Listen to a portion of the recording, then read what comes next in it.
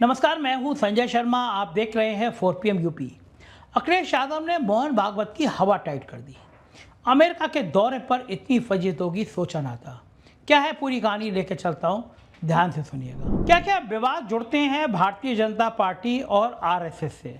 मैं भी ऑस्ट्रेलिया गया था, वहां मुझे पता चला कि विश्वगुरु जब शुरू में गए थे ऑस्ट्रेलिया, जिस शख्स ने सारा प्रोग्राम अरेंज किया उस पर बाद में 30 बलात्कार के मुकदमे दर्ज हुए। क्या कहानी है, कितने शरीफ लोग हैं। और अब फजीयत आरएसएस की हुई। मैं कहता हूं ना कि जब बुरा वक्त होता है तो ऊंट पर बैठे आदमी को कुत्ता काट लेता है। आज कहानी है एक एक्स अकाउंट, जिसको ट्विटर कहते हैं। मुझे एक्स की जगह ट्विटर कहना ज़्यादा अच्छा लगता है। तो कहानी एक एक्स अकाउंट से शुरू हुई है, लेकिन सवाल सिर्फ एक सोशल मीडिया अकाउंट का नहीं है। सवाल आरएसएस का है, राष्ट्रीय स्वयंसेवक संघ का है, जिसने सालों तक अपने ऑफिस में भारत का झंडा नहीं फहराया। सवाल मोहन भागवत का है। सवाल उस विचारधारा का है जो पिछले 100 सालों से भारत को अपनी नज़र से परिभाषित करने की कोशिश करती रही है। और सबसे बड़ा सवाल यह है कि जिस आरएसएस पर उसके विरोधी वर्षों से धार्मिक ध्रुवीकरण और बहुसंख्यकवादी राजनीति को बढ़ावा देने के आरोप लगाते रहते हैं, वही आरएसएस जब अमेरिका की धरती पर यूनिवर्सल वननेस यानी विश्वव्यापी एकता की नौटंकी टाइप की बातें करता है, तो क्या दुनिया उससे सवाल नहीं पूछेगी। घटना बड़ी दिलचस्प है। आरएसएस के प्रमुख मोहन भागवत के न्यूयॉर्क में होने वाले कार्यक्रम के आयोजकों का x account, Twitter account suspend हो गया। ध्यान रखिए, आरएसएस का अकाउंट सस्पेंड नहीं हुआ, मोहन भागवत का भी निजी अकाउंट सस्पेंड नहीं हुआ, लेकिन कार्यक्रम की आयोजित करने वाली संस्था का अकाउंट सस्पेंड हो गया। और अभी तक सार्वजनिक रूप से ये नहीं पता चला है कि कार्रवाई किस कारण से हुई। आरएसएस की विचारधारा जो ना करा दे वो कम है। पूरी दुनिया में नफरत की बात करता है तो कौन करता है, सब जानते हैं। इस घटना ने भारत में राजनीतिक तूफान खड़ा कर दिया। सबसे पहले समाजवादी पार्टी के अध्यक्ष अखिलेश यादव मैदान में उतर कर आ गए और अखिलेश ने एक दो नहीं, सवालों की पूरी झड़ी लगा दी। उन्होंने लिखा कि विदेश में जब अनरजिस्टर्ड अंडरग्राउंड लोग आएंगे तो उनके एक्स अकाउंट सस्पेंड किए ही जाएंगे। फिर सवाल किया, स्वदेशी का नारा लगाने वाले विदेश में क्या लेने गए हैं? क्या FCRA यानी फॉरेन कंट्रीब्यूशन रेगुलेशन एक्ट का अध्ययन करने गए हैं? क्या अमेरिकी डॉलर के मुकाबले में भारतीय रुपया क्यों गिर रहा है, इसका शोध करने गए हैं? क्या भारतीय किसानों को बर्बाद करने के लिए अमेरिकी डील में कुछ और जुड़वाने गए हैं?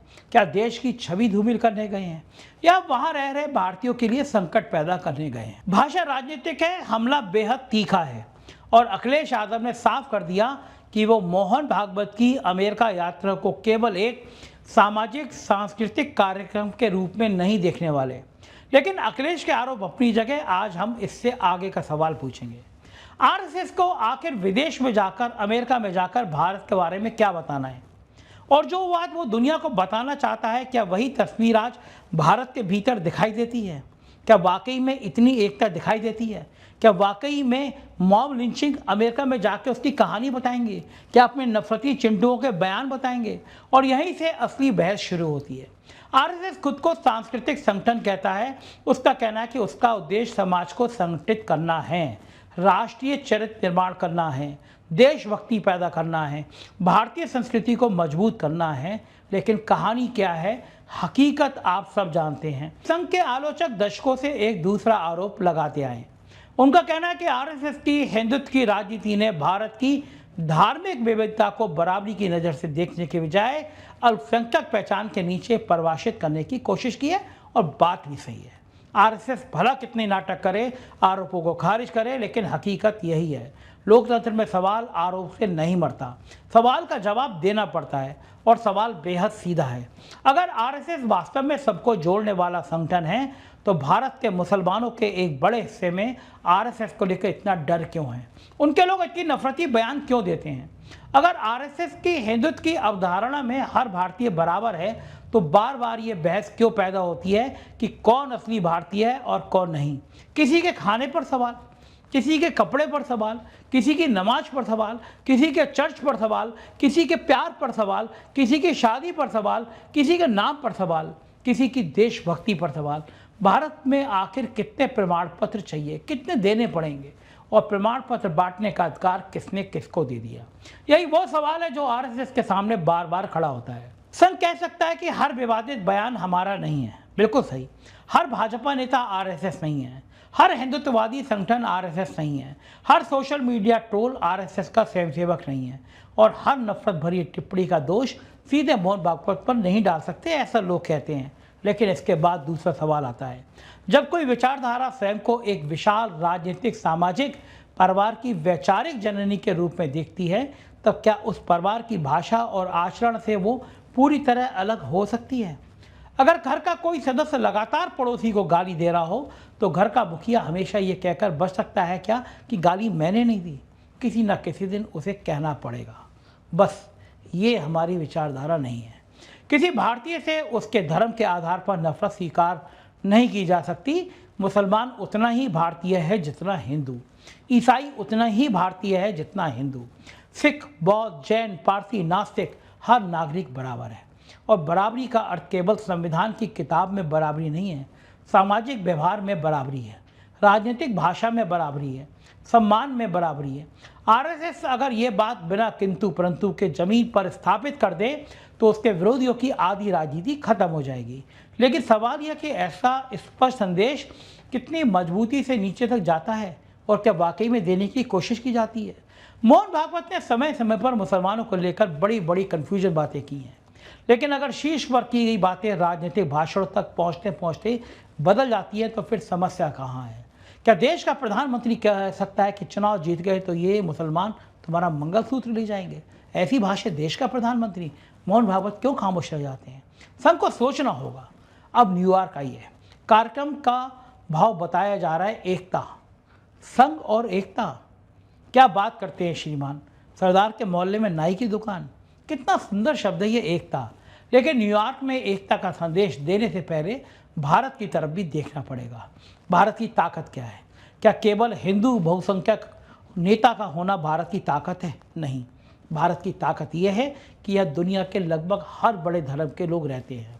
अलग भाषाएं हैं, अलग खान पान है, अलग पोशाक है, अलग भगवान है, अलग पूजा है, और कई लोग ऐसे भी जिन्हें किसी भी भगवान में विश्वास नहीं, फिर भी पासपोर्ट सबका एक है, तिरंगा सबका एक है, संविधान सबका एक है, देश सबका एक है। यही भारत है। इसलिए अमेरिका जाकर अगर आरएसएस विश्व बंधुत्व की बात करता है तो उसका स्वागत होना चाहिए, लेकिन साथ में पूछा भी जाना चाहिए कि विश्व बंधुत्व का पहला प्रयोग भारत में कितना सफल हुआ। अगर न्यूयॉर्क में कहा जाएगा कि दुनिया एक परिवार है तो लखनऊ, दिल्ली, मुंबई, पटना, भोपाल, मुंबई, अहमदाबाद सब में यही भावना दिखनी भी चाहिए। अगर अमेरिका में कहा जाएगा कि हिंदू दर्शन पूरी दुनिया को जोड़ता है तो भारत में हिंदू पहचान को दूसरे धर्मों के खिलाफ, राजनीतिक हथियार बनाने वालों के खिलाफ सबसे मजबूत आवाज़ आरएसएस की होनी चाहिए, जो नहीं होती, क्योंकि ताकत के संग जिम्मेदारी भी आती है। आज आरएसएस के पास ताकत की कमी नहीं है। पूरे भारत में जगह जगह उसके 5 स्टार ऑफिस बना दिए गए हैं। केंद्र में भाजपा लंबे समय से सत्ता में है, कई राज्यों में भाजपा की सरकारें हैं। देश के राष्ट्रपति से लेकर प्रधानमंत्री तक संवैधानिक पद अलग और स्वतंत्र हैं, लेकिन ये कोई छुपा रहस्य नहीं है कि भाजपा और आरएसएस का इनसे कितना निकट का संबंध रहा है। प्रधानमंत्री खुद संघ की पृष्ठभूमि से आए हैं। भाजपा के असंख्य बड़े नेता संघ से निकले हैं, यानी संघ अब ये नहीं कह सकता कि उसकी विचारधारा का सत्ता और समाज पर कोई प्रभाव ही नहीं है। प्रभाव है, बहुत बड़ा प्रभाव है, तो फिर जिम्मेदारी भी बहुत बड़ी है। अगर देश जोड़ रहा है तो श्रेय लेने का अधिकार है, लेकिन अगर देश में धार्मिक तनाव बढ़ता है तो आत्ममंथन की जिम्मेदारी भी बनती है। यहीं अखिलेश यादव का स्वदेशी वाला तंज राजनीतिक रूप से दिलचस्प हो जाता है। संघ परिवार दशकों से स्वदेशी की बात करता आया है, विदेशी आर्थिक प्रभाव को लेकर सवाल उठाता रहा है, भारतीय उत्पादन और भारतीय संस्कृति की बात करता रहा है।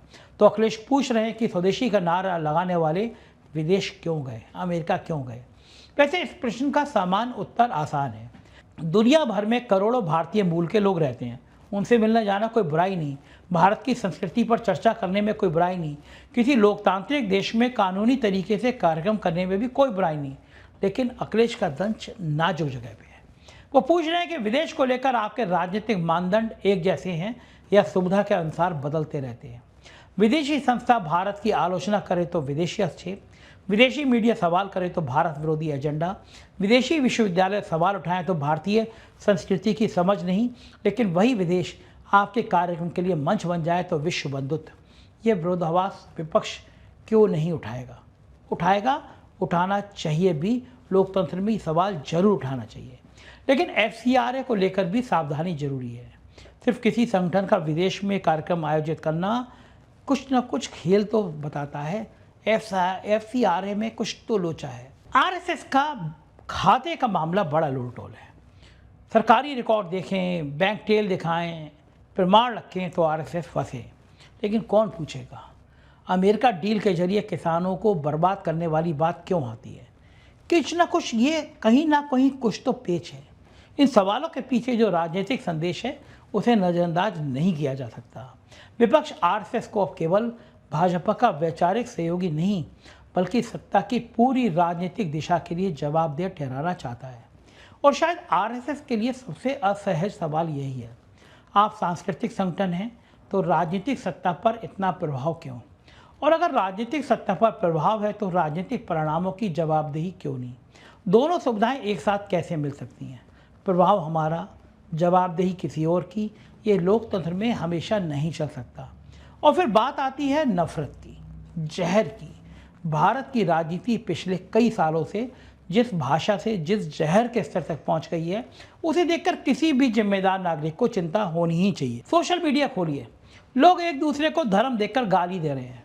नेताओं के भाषण सुनिए, कई बार विकास पीछे छूट जाता है और कब्रिस्तान, शमशान, मंदिर, मस्जिद, हिंदू मुसलमान, ये सब आगे आ जाते हैं। टीवी बहस देखिए, मानो देश की सबसे बड़ी समस्या बेरोजगारी नहीं बल्कि पड़ोसी की पूजा पद्धति हो। युवाओं को नौकरी चाहिए, किसान को दाम चाहिए, व्यापारी को स्थिर नीति चाहिए, मध्यम वर्ग को महंगाई से राहत चाहिए, बच्चे को अच्छी शिक्षा चाहिए, मरीज को अस्पताल चाहिए। लेकिन राजनीति को क्या चाहिए? ध्रुवीकरण। क्योंकि ध्रुवीकरण में हिसाब किताब आसान हो जाता है। आप कौन हैं? आप हिंदू हैं? आप कौन हैं? आप मुसलमान हैं? और आप कौन हैं? आप दलित हो, पिछड़ा हो, कौन हो? आप कौन हो? यादव? आप कौन हो? ब्राह्मण? मतलब मतदाता नागरिक से पहले पहचान में बदल जाता है। जाति की पहचान, धर्म की पहचान, इस पहचान में बदल जाता है। और जिस दिन नागरिक केवल पहचान बन जाता है, लोकतंत्र कमजोर होना शुरू हो जाता है। RSS अगर सचमुच राष्ट्र निर्माण का संगठन है तो उसे इस राजनीति के खिलाफ सबसे आगे खड़ा होना चाहिए। कहना चाहिए कि हिंदू हित का अर्थ मुसलमान विरोध नहीं, राष्ट्रवाद का असहमति का दमन नहीं, देशभक्ति का अर्थ सरकार की हर बात से सहमत होना नहीं। भारत माता केवल बहुसंख्यकों की माता नहीं, वो 140 करोड़ से अधिक भारतीयों की माता है। फिर चाहे कोई मंदिर जाए या मस्जिद, चर्च जाए या गुरुद्वारा, या कहीं ना जाए, यही कसौटी होगी। इसलिए न्यूयॉर्क का कार्यक्रम RSS के लिए एक बड़ी चुनौती भी है। मोहन भागवत दुनिया के सामने कह सकते हैं कि अगर अब भारतीय जनता पार्टी या संघ के किसी आदमी ने मुसलमानों के खिलाफ नफरत की बात की तो वो पार्टी में नहीं रह सकता। वो कह सकते हैं कि हिंदू राष्ट्र की उनकी अवधारणा यही है। वो कह सकते हैं कि किसी चर्च, मस्जिद या अल्पसंख्यक पर हमला हिंदू संस्कृति के खिलाफ है। वो कह सकते हैं कि धर्म के नाम पर हिंसा करने वाला व्यक्ति हिंदुत्व का प्रतिनिधि नहीं। अगर ये संदेश वाकई में दिखाई देता जाता है, वाकई में योगी आदित्यनाथ जैसे नेताओं को समझ आता है और संघ की शाखाओं से लेकर राजनीतिक परिवार तक उसका पालन होता है, तो ये बहुत अच्छा कार्यक्रम है। लेकिन केवल अमेरिका में कह देने से काम नहीं चलेगा। असली परीक्षा भारत में होगी, क्योंकि दुनिया अब केवल भाषण नहीं सुनती, वो रिकॉर्ड देखती है। इंटरनेट के ज़माने में इतिहास छुपता नहीं। किस नेता ने क्या कहा, किस संगठन ने क्या किया, किस घटना पर कौन चुप रहा, किस घटना पर कौन बोला, सब उपलब्ध है। और शायद यही वजह है कि भारतीय संगठनों की वैश्विक गतिविधियों पर अब दुनिया भर में बहस होती है। ये भारत के खिलाफ षड्यंत्र मानकर खारिज कर देना आसान है, लेकिन हर आलोचना षड्यंत्र नहीं होती, जैसे हर आलोचना सही भी नहीं होती। परिपक्व संगठन दोनों में फर्क पड़ता है। वो सही आलोचना से सीखता है, गलत आरोप का तथ्य से जवाब देता है। RSS 100 साल पुराना संगठन है, उससे उम्मीद है कि वो गोडसे की मानसिकता को छोड़ेगा। और अखिलेश यादव की पोस्ट ने एक और सवाल खड़ा कर दिया है, RSS आखिर है क्या? अगर वो सामाजिक संगठन है तो उसकी भारतीय पहचान सामने आनी चाहिए। उसकी आर्थिक पारदर्शिता पर सवाल पूछना गलत क्यों होगा? अगर वो सांस्कृतिक संगठन है तो उसके अंतर्राष्ट्रीय कार्यक्रम के बारे में जानकारी सार्वजनिक क्यों ना हो? कौन आयोजन कर रहा है, पैसा कौन खर्च कर रहा है, किस हैसियत से कार्यक्रम हो रहा है, कौन आमंत्रित हैं, उद्देश्य क्या है। इन सवालों का उत्तर देने में किसी साफ सुथरे संगठन को परेशानी नहीं होना चाहिए। पारदर्शिता विरोध नहीं होती, पारदर्शिता विश्वास पैदा करती है, और ये बात आरएसएस को समझ में आ जाना चाहिए। दरअसल आरएसएस की मानसिकता ने पूरे देश में भारत का नाम नीचा किया है। नफरती चिंटुओं के भाषणों ने एक सामूहिक रूप से नफरत के फैलाने वाला संगठन बना दिया है। तो इसलिए आरएसएस को ये मौका है कि मोहन भागवत कहें योगी आदित्यनाथ को सीधा संदेश दें कि अब नफरत की बात नहीं होगी। अखिलेश यादव ने सवाल फेंके हैं, अब संघ चाहे तो उनका जवाब दे, बताए कि अमेरिका यात्रा का खेल क्या है, बताए कि आयोजक संस्था कौन है, बताए कि एक्स अकाउंट क्यों सस्पेंड हुआ अगर उसे कारण की जानकारी है, और सबसे महत्वपूर्ण बताए कि यूनिवर्सल वननेस का उसका भारतीय मॉडल क्या है, क्योंकि सवाल अमेरिका का नहीं, सवाल भारत का है। क्या देश में एक मुसलमान बिना डर के कह सकता है कि ये देश उतना ही मेरा है जितना किसी आरएसएस के स्वयंसेवक का? क्या एक ईसाई कह सकता है? क्या एक नास्तिक कह सकता है? और अगर हाँ, तो यही भारत की जीत है। अगर नहीं तो फिर न्यूयॉर्क में विश्व बंधुत्व का भाषण अधूरा है। आरएसएस को यह भी याद रखना चाहिए कि सत्ता स्थायी नहीं होती। सरकारें आती हैं, सरकारें जाती हैं, नेता आते हैं और नेता चले जाते हैं, लेकिन समाज रहता है। आज चुनाव जीतने के लिए पैदा की गई एक दरार आने वाली कई पीढ़ियों तक समाज में रह सकती है, परमानेंट रह सकती है। एक भाषण सिर्फ और सिर्फ 5-7 मिनट का होता है, उससे पैदा हुई नफरत 50 साल चल सकती है। एक अफवाह 2 घंटे चलती है, उससे जलाया घर दोबारा बनाने में जिंदगी लग जाती है। इसलिए जो संगठन राष्ट्र निर्माण का दावा करता है, उसकी जिम्मेदारी समान राजनीतिक दल से कहीं अधिक है। उसे आग बुझानी चाहिए, आग को चुनावी अवसर नहीं समझना चाहिए। और यही वो कसौटी है जब आरएसएस की अगली 100 साल की यात्रा तय होगी। पहले 100 साल में संघ ने पूरे देश में एक माहौल बनाया, उस माहौल को सबने देखा, शाखाएं बनाई, कार्यकर्ता तैयार किए, राजनीतिक प्रभाव बनाया, उसकी विचारधारा से निकली पार्टी देश की ताकत बन गई। अब दूसरी शताब्दी में चुनौती अलग है। अब सवाल विस्तार का नहीं, विश्वास का है। क्या वो उस भारतीय का विश्वास जीत सकता है जो उसकी विचारधारा से सहमत नहीं? क्योंकि अपने समर्थक को साथ रखना संगठन है, अपने आलोचक को भी सुरक्षित महसूस कराना राष्ट्र का निर्माण है। ये फ़र्क आरएसएस को समझना होगा। और अंत में फिर उसी एक्स अकाउंट पर लौटते हैं। आज अकाउंट सस्पेंड है, कल बहाल हो सकता है एक्स बताए कि कोई तकनीकी कारण था, हो सकता है ये बताए कि नियमों का उल्लंघन हुआ है। जब तक आधिकारिक कारण सामने नहीं आता, अटकल को तथ्य नहीं बनाया जाना चाहिए। लेकिन अखिलेश यादव ने इस छोटे से डिजिटल घटनाक्रम को पूरी दुनिया में एक बड़े पॉलिटिकल सवाल में बदल दिया है। उन्होंने पूछा है कि स्वदेशी वाले विदेश क्यों गए। मैं उससे भी आगे जाकर पूछता हूँ, विदेश जाने में कोई समस्या तो नहीं? ज़रूर जाइए, न्यूयॉर्क जाइए, लंदन जाइए, पेरिस जाइए, वॉशिंगटन जाइए, पूरी दुनिया को भारतीय दर्शन बताइए, वसुधैव कुटुंबकम का ज्ञान बताइए। लेकिन दुनिया को ये भी दिखाइए आपके खाने के और दिखाने के दांत अलग अलग नहीं हैं। ऐसा भारत बनाइए, ऐसे भारत की कल्पना कीजिए जहाँ किसी बच्चे से उसका धर्म पूछकर दोस्ती ना की जाए, जहाँ किसी नौजवान की देशभक्ति उसका नाम देखकर तय ना हो, जहाँ चुनाव जीतने के लिए हिंदू को मुसलमान से डराने की जरूरत ना पड़े, जहाँ मुसलमान को हिंदू से डराकर वोट ना मांगा जाए, जहाँ मंदिर बने तो खुशी हो और मस्जिद सुरक्षित रहे तो भी खुशी हो, जहाँ सरकार की आलोचना करने वाले व्यक्ति राष्ट्र विरोधी ना कहलाएं, जैसे मेरे को हर बार राष्ट्र विरोधी कहला दिया जाता है। जहाँ राष्ट्र किसी दल, संगठन या विचारधारा की निजी संपत्ति ना हो, क्योंकि भारत आरएसएस से भी बड़ा है, भाजपा से भी बड़ा है, कांग्रेस से भी बड़ा है, समाजवादी पार्टी से भी बड़ा है, मोदी से भी बड़ा है, अखिलेश से भी बड़ा है, हम सबसे बड़ा है।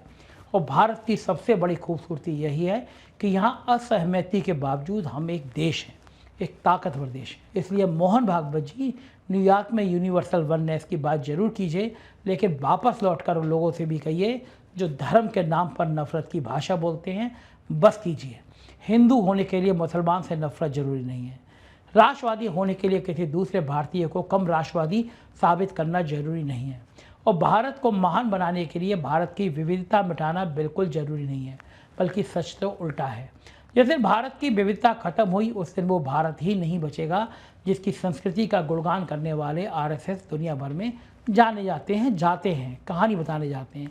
तो अखिलेश यादव के सवालों का जवाब जरूर दीजिए, लेकिन उससे पहले एक सवाल खुद से पूछिए, जिस विश्व बंधुत्व का संदेश आप न्यूयॉर्क में देने जा रहे हैं, क्या उसी बंधुत्व को भारत की गलियों, मोहल्लों और राजनीति में उतारने के लिए उतनी ताकत लगाएंगे?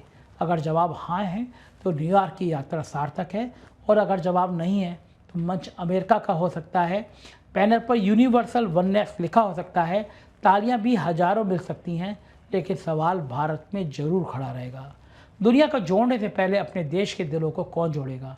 यही महत्वपूर्ण सवाल है, और इस सवाल से आरएसएस को भागना नहीं चाहिए, उसे जवाब देना चाहिए, क्योंकि 100 साल पूरे कर चुका संगठन अब केवल अपने इतिहास के आधार पर नहीं परखा जाएगा, अब उसे उसके प्रभाव, उसकी जिम्मेदारी और उस भारत के आधार पर परखा जाएगा जिसे बनाने में उसकी विचारधारा एक बड़ी भूमिका निभाती रही। गोडसे की राजनीति को छोड़ना ही होगा। नफरत से चुनाव जीते जा सकते हैं, लेकिन राष्ट्र नहीं बनाया जा सकता, और राष्ट्र सचमुच बनाना है तो रास्ता केवल एक है, बराबरी, संवाद, सम्मान, और हर भारतीय के लिए उतना ही भारत जितना मेरा और आपके लिए। क्या आप मेरी बात से सहमत हैं? सहमत हो तो ज़रूर बताइएगा, कमेंट करिएगा, चैनल को सब्सक्राइब करिएगा, संभव हो सके तो नीचे ज्वाइन बटन लगाएं, ज्वाइन बटन दबाइएगा, हमारी थोड़ी मदद कीजिएगा। शुक्रिया, थैंक यू।